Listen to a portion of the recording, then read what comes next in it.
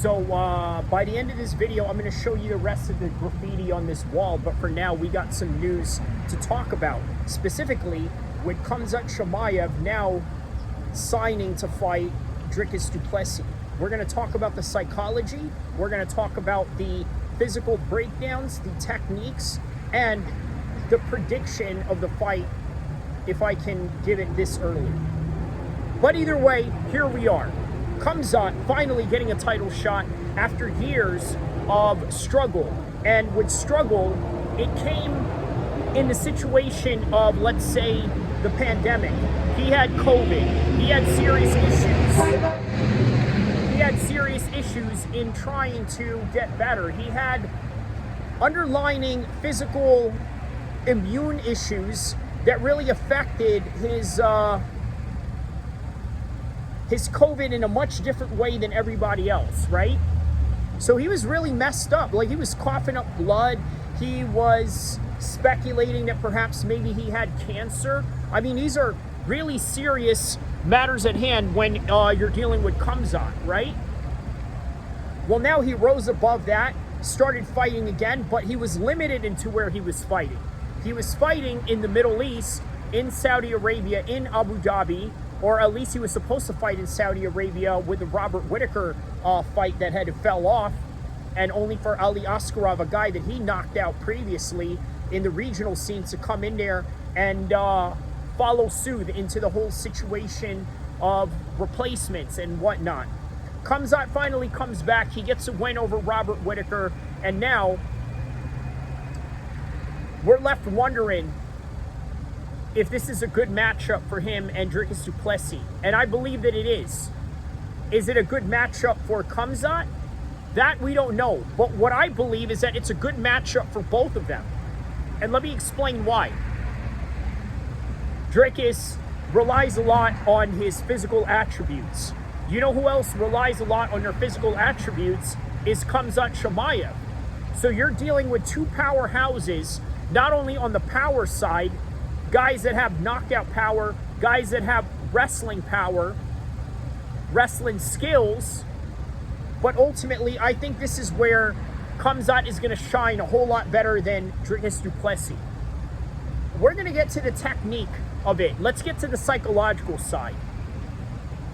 The reason why this fight is going to be so good and so entertaining, but also extremely competitive, is because Dricuss is the only guy that can realistically go in there and handle somebody like Khamzat. The physicality, the fact that he has this attribute of having a high cardio based on the way that he trains under the sauna, under hot conditions, and not only that, in high elevation as well. All of this combination for Dricuss du Plessis is really important in making him a whole lot more unique than everybody else. And then on top of that, the way that he fights, it's very much unpredictable. There is no rhythm.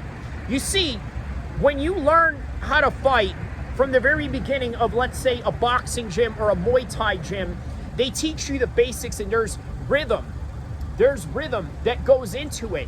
And sometimes when you go with the rhythm, you sort of understand where the guy is coming to go next, okay?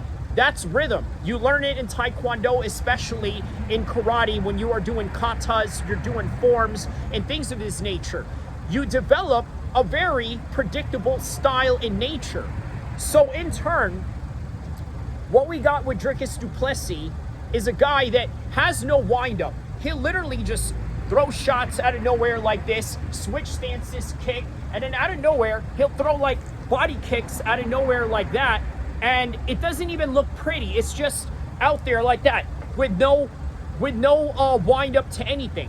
That's Dricuss in the way that he fights. Now with Khamzat, there isn't really a whole lot of rhythm in the way that he fights either, but the way that he fights, it is as if you can't do anything about it once he shoots a takedown on you. And that right there, this is where the fight is going to be a difference maker for Khamzat. He's going to have the opportunity to take Dricuss down multiple times over and over again. The question is, can he take him down and keep him down? The answer is no. I honestly think that Dricuss is going to come right back up over and over again, and Khamzat has to work even harder to keep him down. And not only that, maybe catch him with a few good shots with a ground and pound position, maybe on the full guard, maybe on the half guard, or maybe on the full guard position. That's what you got. On the striking department, Dricuss is very unpredictable. Khamzat has to be first. He has to fight with high volume, similar to Sean Strickland in the first Strickland DDP fight. He put up a lot of volume in order to offset Dricuss du Plessis, and that's what Khamzat needs to do.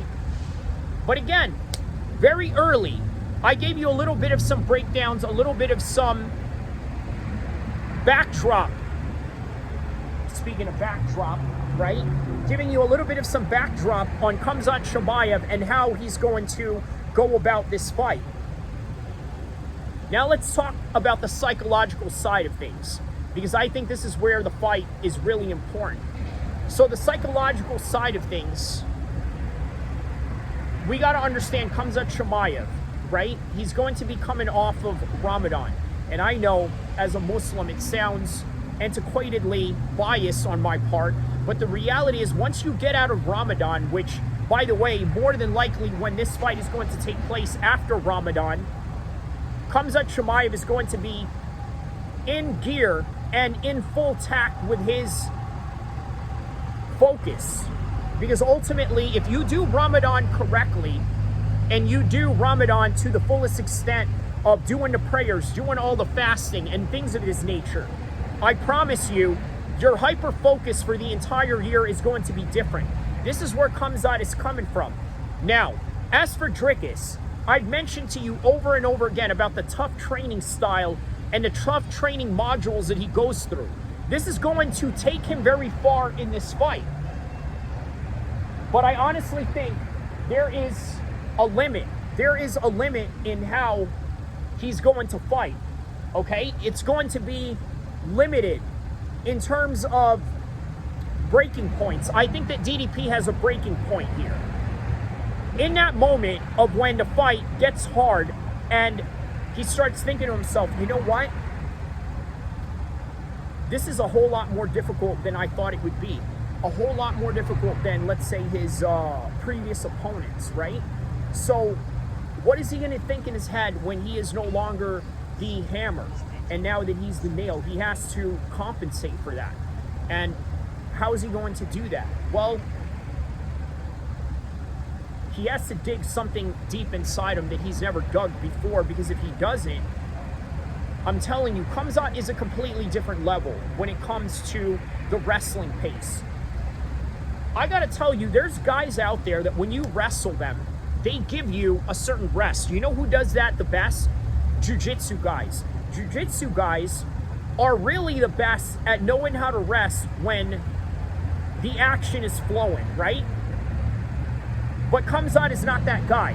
He's not a flow wrestler or anything like that. He's not flowing around. He's coming to shoot in on you, pick you up, dump you on your head, and keep you on the ground, either by catching a submission later on or eventually just finishing you off with some strikes from the bottom. That's Khamzat's whole entire game.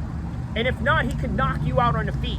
I don't think any of these guys are going to knock each other out on the feet whatsoever, because I think they're too highly technical.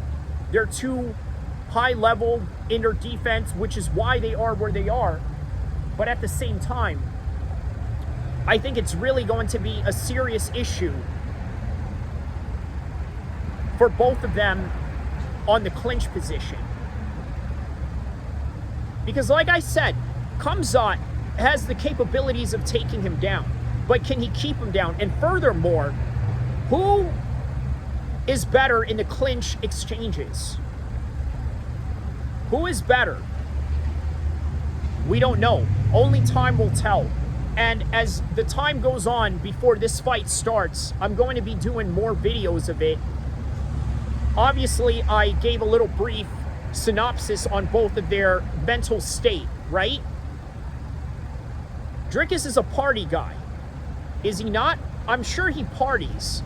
Khamzat doesn't party at all. This is going to be very detrimental, and that is going to be the psychological factor that I think you need to take into consideration.